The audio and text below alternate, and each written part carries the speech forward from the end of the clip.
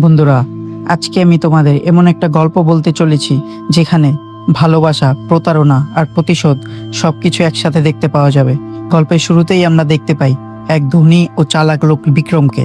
বাইরে থেকে সে ভদ্র আর রোমান্টিক দেখালেও ভিতরে ভিতরে সে অনেক ভয়ঙ্কর। একদিন বিক্রমের সঙ্গে দেখা করতে আসে এক সুন্দরী মডেল মায়া।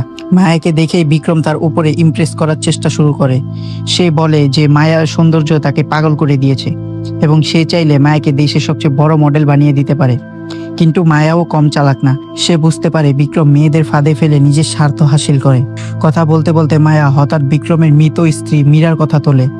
তখন বিক্রম একটু অস্বস্তিতে পড়ে যায় এবং অন্য প্রসঙ্গে কথা বলা শুরু করে। কিন্তু মায়া বুঝে যায় যে মীরার মৃত্যুর পেছনে নিশ্চয়ই বড় কোনো রহস্য লুকিয়ে আছে। এরপর আমরা জানতে পারি বিক্রম এখন কাবেরী নামে আরেক মেয়ের সঙ্গে সম্পর্ক আছে। কাবেরী বিক্রমকে খুব ভালোবাসলেও তার মনে সবসময় ভয় কাজ করে, কারণ সে জানে বিক্রম একসময় নিজের স্ত্রী মীরাকেও ভালোবাসার অভিনয় করে তার সম্পত্তি দখল করেছিল। একদিন কাবেরী বিক্রমকে জিজ্ঞেস করে সে কোথায় যাচ্ছে। তখন বিক্রম মিথ্যা বলে যে একটা বিজনেস মিটিংয়ে যাচ্ছি, কিন্তু আসলে সে মায়ার সঙ্গে দেখা করতে যাচ্ছে। অন্যদিকে মায়া ফোনে কারোর সঙ্গে কথা বলছিল। তখন বোঝা যায় মায়া আসলে একা না, তার সঙ্গে আছে রুদ্র নামে একজন ছেলে, আর তারা দুজন মিলে বিক্রমের বিরুদ্ধে বড় একটা প্ল্যানিং করছে। রুদ্র মায়াকে সাবধানে থাকতে বলে, কারণ বিক্রম খুব চালাক আর বিপজ্জনক মানুষ। কিন্তু মায়া আত্মবিশ্বাসের সঙ্গে বলে এবার বিক্রমের খেলা শেষ হবে। এরপর মায়া কাবেরীকে ফোন করে বলে যে বিক্রম অন্য এক মেয়ের সঙ্গে সম্পর্ক করছে।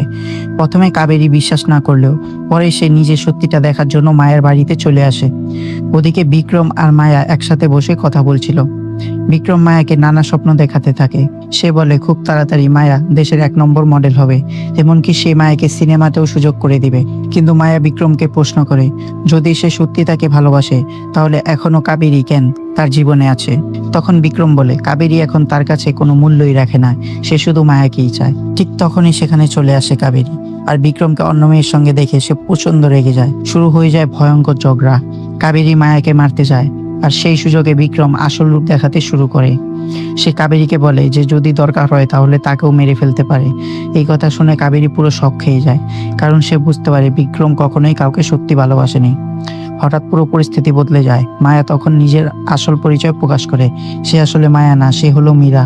হ্যাঁ বন্ধুরা, যাকে বিক্রম মৃত ভেবেছিল সেই মীরাই নতুন চেহারা নিয়ে ফিরে এসেছে প্রতিশোধ নিতে।